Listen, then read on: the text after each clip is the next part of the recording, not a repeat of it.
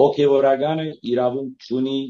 վարելու քաղաքականություն, եւ սա նույնպես ազգային եկեղեցական կանոնադրության մեջ հստակորեն նշված է, եւ ես այդ մասին բազմիցս խոսել եմ, այն հոգևորականը, որը սպառնում է քաղաքականությամբ, գարկալույց պիտի լինի,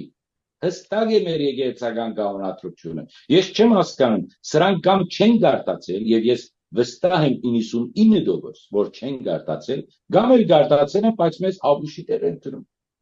այսինքն ինչ կապ ունես դու, չգիտեմ Սամվելն ա ով, այսպես մարդոց չեմ ճանաչում անգերս ասած, պիտի գնաս պաշտպանես, պահած բերողը երբ որ սպանում էին, երբ որ հիվանդանոցում էր, մի հատ հոգևորական ցեզանից չգնաց այնտեղ այդ մարդուն դեր կանգնի, սա ինչ էր, հայ չէ, ինչ է, դե որովհետև Սամվելը կամ չեմ գիտեր ով, ցեզ միլիոններ է տալիս, իր նկարներն է կախել եւ այլն, դա հայ է, սա հայ չի, դա հավատացյալ է, սա հավատացյալ չի,